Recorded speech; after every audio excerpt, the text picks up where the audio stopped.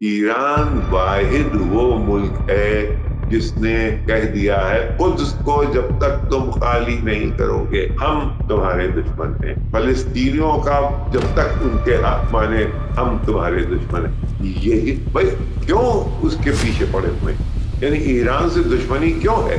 क्योंकि ईरान ने उन मुद्दों को उठा लिया है जिनको कि अरब मुल्कों ने नहीं उठाया। अब क्योंकि अरब मुल्क वेस्ट के खिलाफ हो गए हैं तो धीरे धीरे आप ये देखेंगे कि उनके रिश्ते ईरान से बेहतर हो जाएंगे। कोल्ड वॉर के जमाने में दुनिया जितनी पीसफुल मैंने देखी है उतनी कभी नहीं देखी। भाई ये दो एक दूसरे के ऊपर ताने हुए थे, एक न्यूक्लियर डिटरेंस था, एक न्यूक्लियर थ्रेट था, उसके नीचे शांति। यानी हम ये छोटी जिस तरह से इन्होंने लिबिया में किया या सीरिया में किया, सूडान में कर रहे हैं, या ये सब कुछ नहीं था, ये बिल्कुल नहीं था। अब ये एक इत्मीनान की जिंदगी हम लोग जीते थे।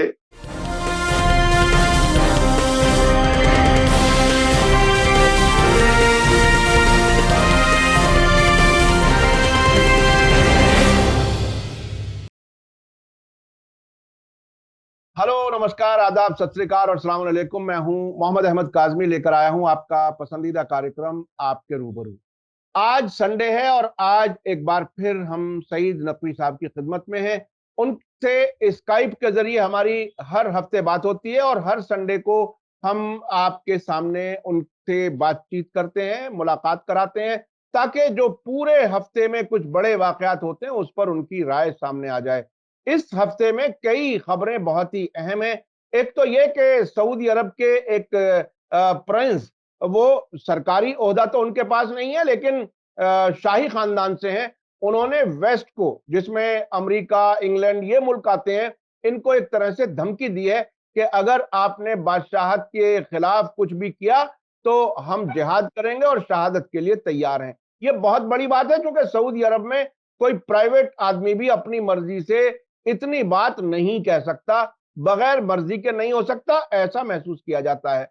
दूसरा, तुर्की के फॉरेन मिनिस्टर ने एक बयान दिया है कि अमेरिका से कहा है कि आप सऊदी अरब को बुली ना करें, धमकाएं नहीं। जो ओपेक में फैसला किया गया है 2 million barrel per day production कम करने का, उस पर आप सऊदी अरब को धमकाएं नहीं, ये मुनासिब नहीं है। ये भी एक बहुत बड़ी बात है कि तुर्की का फॉरेन मिनिस्टर अमेरिका को इस तरह से कह रहा है।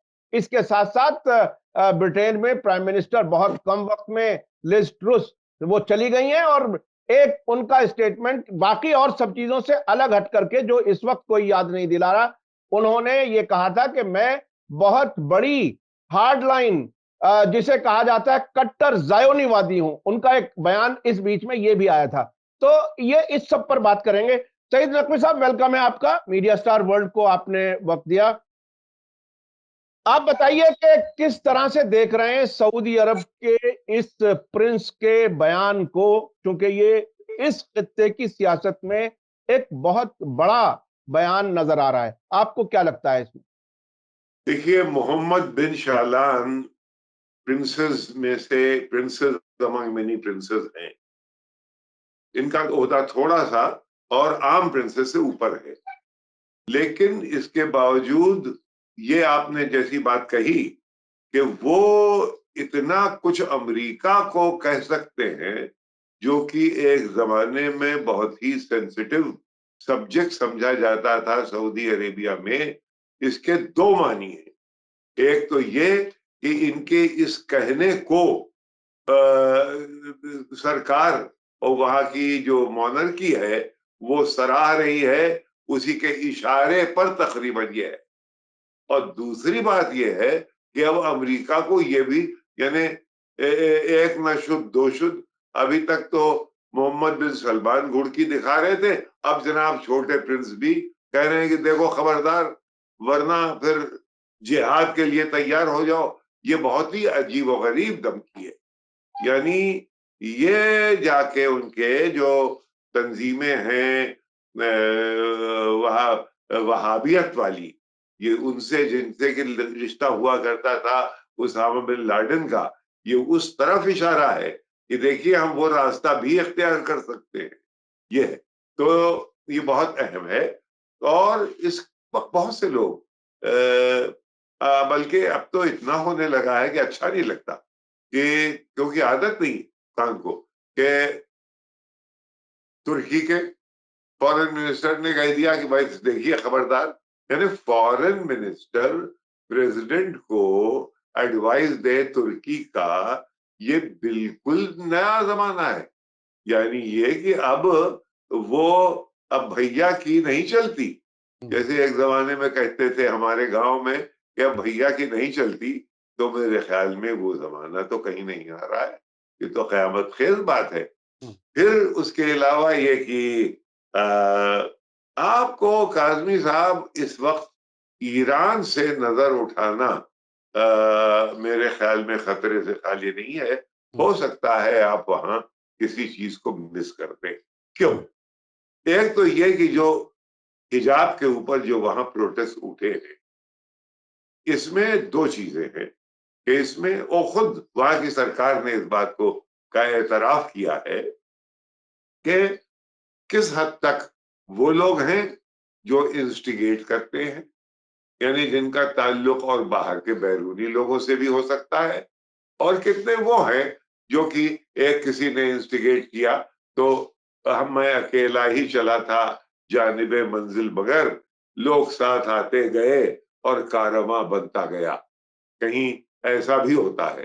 तो जो कारवां बनता गया है वो अलग है, जो उनको लीड कर रहे हैं वो अलग है। ये वो भी कह रहे हैं। और मैंने तो मेरे ख्याल में इस प्रोग्राम में आपसे पहले भी बताया है कि अभी एक महीना पहले एक प्रेस कॉन्फ्रेंस हुई थी, प्रेस ब्रीफिंग थी, जिसमें कि एस जयशंकर और Anthony Blinken secretary of state दोनों एक साथ खड़े हुए थे। उसमें किसी रिपोर्टर ने पूछा कि ये जो हो रहा है ईरान में, उसके बारे में आप लोग कुछ कर रहे हैं कि नहीं।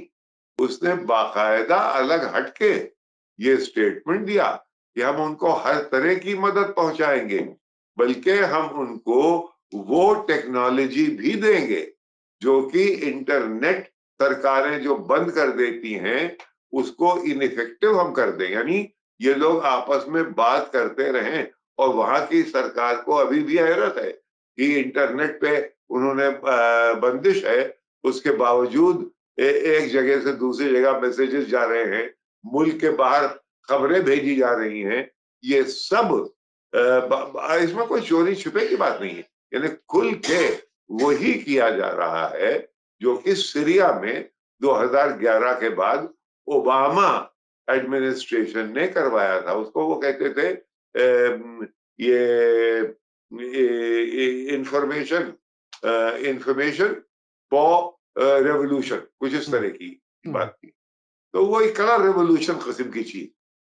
तो वो जो है, अब वो कभी बुझती है लेकिन आग फिर भी भड़क उठती है, क्योंकि ये सब चल रहा है। तो लिहाजा और उसके साथ साथ ये कि बाकी वेस्टर्न मुल्क ने कह दिया कि साहब आपने, यानी ईरान ने उनको दे दिए ड्रोन्स, समझे, वो आपने क्यों दिए, लिहाजा आपके ऊपर ये एक सैंक्शन। और ये सैंक्शन क्या चीज है साहब, वो किसी किसी दिन बैठ के आप हमको समझाइएगा कि जिसका जी चाहे वो एक पत्ता फेंक दे कि साहब ये सैंक्शन हमने कर दिया। अच्छा, उसका असर क्या होता है? मैं आपको किस्सा बताऊं।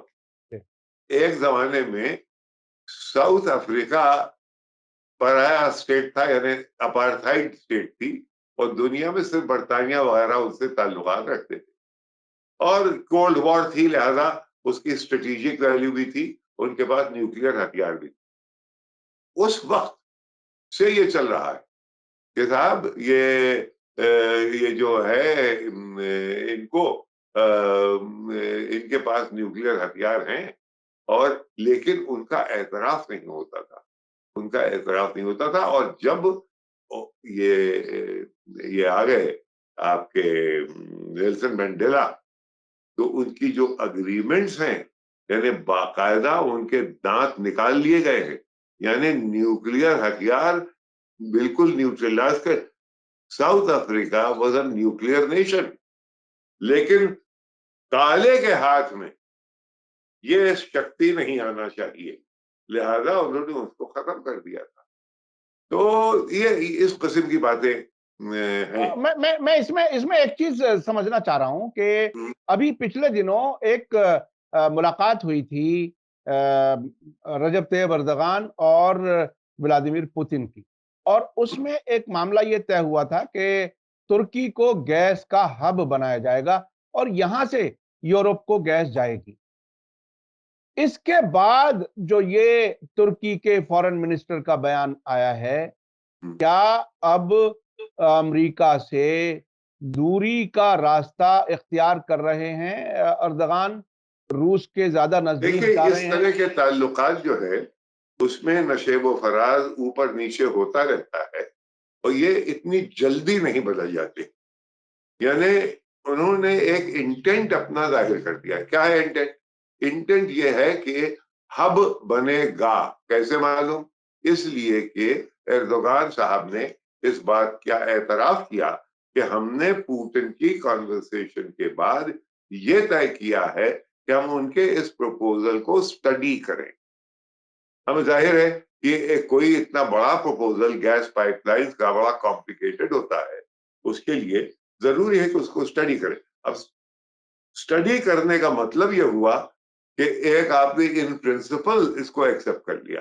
तो ये चीजें जो हैं ये चल निकली हैं, और आप देखेंगे कि दुनिया जो आपके आपके बच्चों की दुनिया जो होगी, वो दुनिया जो हमने झेली है उससे बहुत मुख्तलिफ होगी। लेकिन यह क्या बेहतर होगी या क्या? देखिए, हमारे दिमाग में तो ये बात याद रहेगी हमें कि साहब, जो कोल्ड वॉर का जमाना था, जो हमारी जवानी का जमाना भी था, जो हमारी सेहत का जमाना भी था, जो हमारी सयाही का जमाना भी था, कोल्ड वॉर के जमाने में दुनिया जितनी पीसफुल मैंने देखी है उतनी कभी नहीं देखी। भाई, ये दो एक दूसरे के ऊपर ताने हुए थे, एक न्यूक्लियर डिटरेंस था, एक न्यूक्लियर थ्रेट था, उसके नीचे शांति। यानी हम ये छोटी, जिस तरह से इन्होंने लिबिया में किया या सीरिया में किया, सूडान में कर रहे हैं, या ये सब कुछ नहीं था, ये बिल्कुल नहीं था। अब ये एक इत्मीनान की जिंदगी हम लोग जीते थे, इकोनॉमीज अच्छी खासी उठ रही थी, हमारे यहाँ वही वक्त था जबकि, लेकिन इत्तेफाक से सोवियत यूनियन का गिरना और सोल सुपर पावर मूवमेंट का आना, वो तब से लेके और 2008 तक 9 तक एक कयामत के दिन गुजरे हैं। क्योंकि सोल सुपर पावर का मतलब ये था कि साहब, उनके न्योकॉन्स ने लिख दी थी American century, 21st American century, और उसमें कॉम्प्रिहेंसिव टोटल डोमिनेंस दुनिया के ऊपर, यानी आसमान जमीन स्पेस सब तरफ से हम डोमिनेट करेंगे दुनिया को, ये था। इत्तेफाक की बात यह है कि उस सिस्टम के अंदर कॉन्ट्रडिक्शंस थे, और वो धीरे धीरे गिरने लगा। 2008 में लेमन ब्रदर्स से शुरू हुआ था, तब से ये धीरे धीरे, अरे साहब, उस जमाने में अगर आप देखें, आप गिरे तो सैकड़ों बड़े कॉरपोरेशन बिल्कुल डूब गए थे तब। हम्म। यानी एनरॉन वगैरह के ऊपर तो प्लेस लिखे गए हैं, हम्म। जिसमें कि हम लोग भी मुलविस थे बंबई में। जी जी। बहरहाल, कहने का मतलब यह है कि उसके बाद ये फिर एक सोल सुपर पावर, पहले तो ये सोल सुपर पावर की मुसीबत थी, फिर यह थी कि सोल सुपर पावर अब जा रही है, लिहाजा वो दुनिया भर में आतंकबाजी छोड़ रही है कि भाई ये ना समझो कि हम जाने वाले हैं। तो अब अगर दुनिया बदल गई और एक मल्टीपोलर वर्ल्ड आ गया, तो मुझको नहीं लगता कि वो कयामत जो हमने 1991 सोवियत यूनियन का कोलैप्स, तब से 2022, 25, 2030, ये तब तक ये खेल खत्म होगा, तब तक ये एक कयामत के दिन गुजरे हैं। उसके बाद खुदा करे कि सब जितने भी आपके सामाइन हैं, जितने आपके व्यूअर्स हैं, इन सब के और इनकी औलादें अच्छे और पीसफुल दुनिया देखेंगी। अच्छा अच्छा, नकवी साहब, एक चीज और, चूंकि जो आपने कहा है वो अमेरिकन सेंचुरी की बात की जा रही थी और अब वो सिमटती हुई नजर आ रही है। एक वाकया हुआ है अभी पिछले हफ्ते कतर में, अमेरिकन डिफेंस मिनिस्ट्री, जिसे पेंटागन कहा जाता है, उसकी एक यूनिट थी जो लॉजिस्टिक्स यानी छावनी बना करके तैयार करके देने वाली एक यूनिट थी। उसको वाइंड अप किया गया है वहां से। और इधर सऊदी अरब से भी ये बयान आया है, खुल करके एक तरह से धमकी। उधर तुर्की से भी ये बयान आया है। तो इस इलाके से अपना बिस्तर बोरिया गोल करने की तैयारी, मतलब जिस तरह से लग रही है, वो किस पेस में है, कितना टाइम लग सकता है। अब आप याद रखिए, ये झगड़ा थोड़ा सा बाल्कन्स में होगा।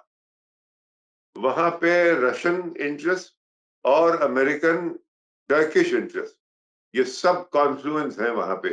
मसलन कोसोवो, कोसोवो का मामला है। मसलन बेलग्रेड, मसलन जो ये जो ऑर्थोडॉक्स चर्च, जिसको मैं बिलीव कर, जो कि रूस का चर्च है, जो कि सर्बिया का चर्च है, जो कि ग्रीस का चर्च है, समझे, जो कि मैसेडोनिया का चर्च है, ये सब एक तरफ। और ऑटोमन एम्पायर के रिमेन्स, यानी अब देखिए कोसोवो क्या है। कोसोवो में जितने भी ऑर्थोडॉक्स चर्च के सबसे ज्यादा मुकद्दस मॉनेस्ट्रीज हैं, वो कोसोवो में हैं। लेकिन वो कोसोवो में कैसे आई, ये जो हमारा ऑटोमन का सिलसिला हुआ था 400-500 साल, उसमें ये इलाका बिल्कुल उनके अंदर आ गया था, ये मेजॉरिटी। अच्छा, क्योंकि एक मुस्लिम स्टेट को अमेरिका ने कैसे बनने दिया? इसलिए बनने दिया कि वो एक सर्ब साउथ स्लाव एरिया जो है, जो कि रूस से जिनके की एथनिक रिश्ते हैं, उनके इलाके से क्योंकि ये काटा जा रहा था, लिहाजा ये अमेरिका को सूट करता था। उन्होंने एक वो मुल्क बना दिया। यानी आप, अजीब व गरीब चीज है, उन दिनों में इस्लामोफोबिया चारों तरफ था, लेकिन एक इस्लामिक मुल्क बना दिया गया। वहां पे सड़क के ऊपर नाम था बिल क्लिंटन का, वहां पे स्ट्रीट में मैडलिन ऑलब्राइट का नाम था। यानी अमरीकी गोया एक ठप्पा लगा हुआ था कोसोवो। अच्छा, और एक अजीब गरीब चीज दुनिया की नजर नहीं है, कोसोवो एक अजीब अलग मुल्क है। हालांकि वो आपके टीम में इस वक्त नहीं था, लेकिन बात निकलेगी तो फिर दूर तलक जाएगी। तो वो ये बात है कि वहां यूरोपियन यूनियन के की फौजें मौजूद हैं। यानी उनके 4-5 खित्तों में डिवाइड कर रखा है, जिसमें कि हर खित्ते में कहीं जर्मनी है, कहीं इटली है, कहीं बर्तानिया है। और उसमें झगड़ा हो गया था क्योंकि इन्होंने रूस को छोड़ दिया था और रूस अपना क्लेम वहां कर रहा था। तो बाकायदा यानी गेट क्रैश करके रशियन ने जाके प्रिस्टीना एयरपोर्ट को पे कब्जा कर लिया, ताकि ये ना हो कि हम वहां से रहे। वो वहां मौजूद है अभी। तो ये है, ये सब चुटपुट झगड़े अभी अभी रिजॉल्व होंगे। अभी ये सब, अभी आगे आगे देखिए होता है क्या। ये इतनी आसानी से खत्म लड़ाइयां नहीं होने वाली हैं। ये जो यूक्रेन का किस्सा है, वो तो मेरे ख्याल में एक, लोग कह रहे हैं कि 2-3-6 हफ्ते की विंडो दी गई है जेलेंस्की को कि भाई जो करना है कर लो। ये अक्सर जंगों में, जो स्पॉन्सर्ड जंगें होती हैं, उनमें ये होता है कि भाई जल्दी जल्दी कुछ जमीनें वगैरह ले लो ताकि निगोशिएटिंग टेबल पे तुम्हारे हाथ में कुछ पत्ते हों। ये कहा जा रहा है। और वो क्यों कहा जा रहा है? इसलिए कि 8 तारीख को वहां पे अमेरिका में कांग्रेशनल इलेक्शन है। वो अगर कहीं इत्तेफाक से हार गए बाइडेन साहब, तो फिर कंजर्वेटिव और जो वो रिपब्लिकन सेनेट और है, वो पैसा नहीं देगी कि आप इनको, इनकी इमदाद करिए। ट्रिलियंस ऑफ डॉलर्स आपने भेज दिए हैं इनको। अरे साहब, उस ट्रिलियंस ऑफ डॉलर्स का जो होने वाला है अगला साना, आपका हमारा अगले साल तक ये चलेगा। कि इतना यहाँ से असलहा स्मगल हुआ है कि जिसकी इंतहा नहीं है। वो एरिया अभी पीसफुल बरसों नहीं होगा। ये जंग पे फोकस है अभी। अभी तो आग झगड़े तो अभी होंगे जहां ये सब असलहे गए हैं। अच्छा अच्छा, नकवी साहब, हमारे जो दर्शक हैं, जो व्यूअर्स हैं, वो मिडिल ईस्ट के बारे में काफी इंटरेस्ट से जी जी जी इंफॉर्मेशन जानना चाहते हैं। जी। अभी एक और डेवलपमेंट ये हुआ है कि वेस्ट बैंक में फिलिस्तीनियों की रेजिस्टेंस बढ़ी है। अभी जी 2 अक्टूबर को एक इजरायली फौजी को जिसने मारा था, उसको कल इजराइल ने खत्म कर दिया। और इसके साथ साथ जो एक पैरेलल चीज चल रही है, वो ये कि तकरीबन 14 फिलिस्तीनी ग्रुप्स, जिसमें वेस्ट बैंक और गाजा दोनों के ग्रुप्स शामिल हैं, उनका एक एग्रीमेंट हुआ है साथ चलने का। और अभी परसों सीरिया के प्रेसिडेंट बशार अल असद से हमास का एक डेलीगेशन जाकर के मिला है, जो बीच में कुछ ताल्लुकात कुछ खराब चल रहे थे सीरिया के साथ। हम्म, हम्म, हम्म। ये जो एक इत्तेहाद बन रहा है ऐसे वक्त में जबकि महमूद अब्बास कमजोर पड़ रहे हैं, खुद इजरायली मीडिया इस बात को कह रहा है, वहां अब आपको क्या तब्दीलियां होती नजर आ रही हैं? आपने आपके सवाल का जवाब आपके सवाल में एम्बेडेड है। हम्म। आपने ये कहा कि महमूद अब्बास कमजोर हो रहे हैं। ये कि वेस्ट बैंक और गाजा में रिश्ते कायम हो रहे हैं, उसमें एक ही चीज हायल थी और उस चीज का नाम है महमूद अब्बास। तो हम्म। महमूद अब्बास कमजोर हों और हटे तो ये पैलेस्टीनियन अथॉरिटी और ये हमास, इनमें रिश्ते कायम हो सकते हैं, क्योंकि आइडियोलॉजिकल लोग भी प्रैक्टिकल होते हैं। अब अगर ऐसा हो गया तो ये तो तुर्की को भी सूट करता है। अभी आपने देखा होगा कि इजिप्ट में भी ये कहा जा रहा है कि भाई आप उसको डिस्टर्ब मत कीजिए सऊदी अरेबिया को। हम्म। अब वहां क्या है? इजिप्ट, याद रखिए, हम्म। इजिप्ट, तुर्की, हमास, ये तीन इलाके हैं जहां अखवानुल मुस्लिमीन, मुस्लिम ब्रदरहुड, जो कि अभी आया नहीं है, जो अभी खामोशी से नीचे दबा दी गई है, वो इजिप्ट में दबा दी गई है, तुर्की में दब गई है, वो एकदम से जब अपने फन दिखाएगी तब ये इलाका, और अभी एक जगह इसीलिए सारा फोकस है ईरान के ऊपर।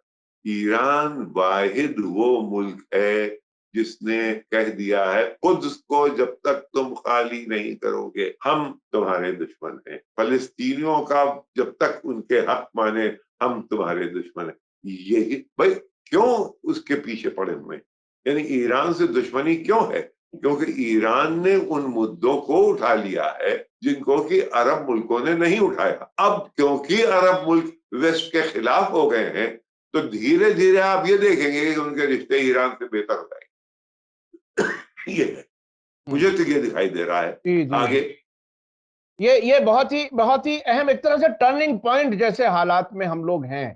तो ये सऊदी अरब के प्रिंस का गुस्सा, तुर्की के फॉरेन मिनिस्टर का बयान, इधर इजिप्ट की और तरफ से भी। बहुत अहम, हाँ। सबसे अहम साहब, ये जो दुनिया कायनात जो बिल्कुल दरहम बरहम है, हम्म। उसकी वजह यूक्रेन है। और यूक्रेन में सबसे अगुवाई बर्तानिया कर रहा था, हम्म। बोरिस जॉनसन, हम्म। वो निकाल दिए गए। फिर जनाब लिज ट्रस निकली, उन्होंने कहा कि ये जंग जो है ये ऑटोक्रेसी और डेमोक्रेसी में है, और डेमोक्रेसी के लिए दुनिया खड़ी हो जाएगी, वो निकाल दी गई। यानी इस वक्त बर्तानिया का वो आलम है और बर्तानिया की डेमोक्रेसी का वो आलम है कि लोग शर्मिंदा हैं।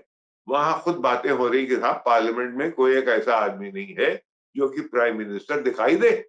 हम्म। यानी इतनी ज्यादा स्टैंडर्ड गिर गया है। ये स्टैंडर्ड क्यों गिरा है भाई?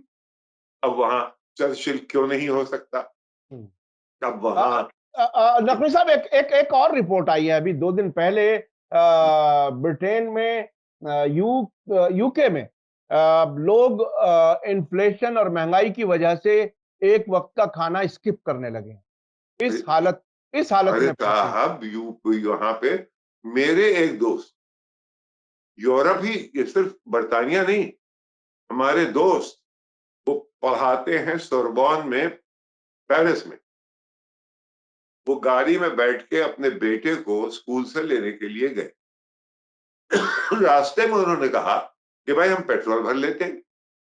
तो एक पेट्रोल पंप गए, खाली। दूसरे गए, बंद।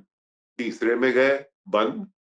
चौथे में गए, तो आखिर में उन्होंने आके घर में गाड़ी खड़ी कर दी गैराज में, और उसमें उन्होंने ताला लगा दिया और कहा भाई अब जब तक कि ये हालात हमवार नहीं हो जाते, अब मैं अपनी गाड़ी लेके नहीं जाऊंगा। तो साहब ये आलम, यानी ये हमारे चश्मदीद है ये।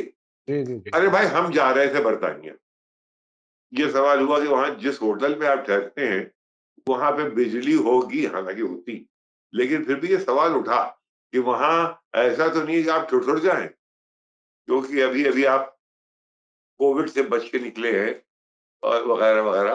तो यानी अब लोग, यहाँ बाहर के लोग जा नहीं रहे इस डर से कि वहां अभी तो लूट मचेगी, जेबें काटी जाएंगी।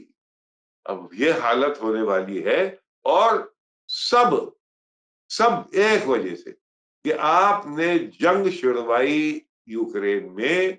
और किस्सा सब ये था कि नॉर्थ स्ट्रीम 1 और नॉर्थ स्ट्रीम 2 से गैस आने देते। अगर ये होता रहता तो उनका कहना ये था कि रूस के शिकंजे में यूरोप रहता, और ये अमेरिका को बर्दाश्त नहीं था, न ये अंग्रेज को बर्दाश्त। अब अंग्रेज तो गिर गया था, उनके तो अब समझ में नहीं आ रहा प्राइम मिनिस्टर किसे बताएं। हो सकता है अगर तकदीर अच्छी हुई तो ऋषि सुनाक, जो कि हिंदुस्तानी ओरिजिन के हैं, वो और बर्तानिया के सबसे ज्यादा अमीर आदमी है वो। ये भी एक अजीब किस्सा है। यानी महवे हैरत हूं, आंख जो कुछ देखती है लब पे ला सकता नहीं। महवे हैरत हूं कि दुनिया क्या से क्या हो जाएगी। जी, ये बहुत ही, देखिए ये वो ममालिक हैं जहां एशियंस, अफ्रीकन, अरब्स वहां जाते थे प्रॉस्पेरिटी के लिए, अच्छे हालात में जिंदगी गुजारने के लिए। अगर वहां भी एक वक्त का खाना स्किप करना या पेट्रोल ना मिलने की प्रॉब्लम हुई है, तो ये बहरहाल एक बड़ा कोई सियासी गलत फैसला जरूर है, जिसकी वजह से हालात इस हद तक अबतर हुए हैं, बिगड़े हैं। बहुत बहुत शुक्रिया सईद नकवी साहब, आपने हमें वक्त दिया। और कोई खास बात अगर आप कहना चाहें तो इस मौके पर? नहीं, बस यही सबसे बड़ी बात ये थी कि ये जो बर्तानिया में हो रहा है, बर्तानिया ने अगुवाई ली थी इस जंग में यूक्रेन की, और अब वो एक स्तंभ गोया गिर गया है। तो बाइडेन साहब अकेले, बाइडेन साहब अकेले हैं।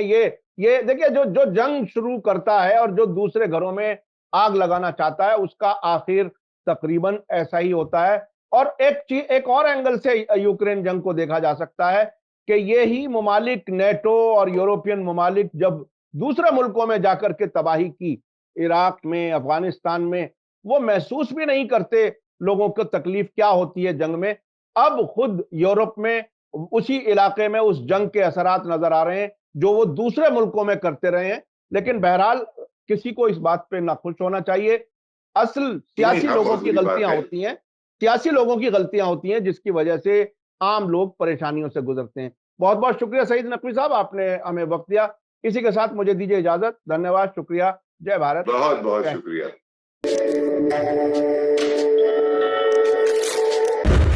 मीडिया स्टार वर्ल्ड के और वीडियो देखने के लिए हमारे चैनल को सब्सक्राइब करें और सीधे नोटिफिकेशन पाने के लिए बेल आइकन दबाएं। और अगर हमारी खबर सच्ची और अच्छी लगे तो अपने व्हाट्सएप, इंस्टाग्राम, फेसबुक और ट्विटर अकाउंट पर जरूर शेयर करें।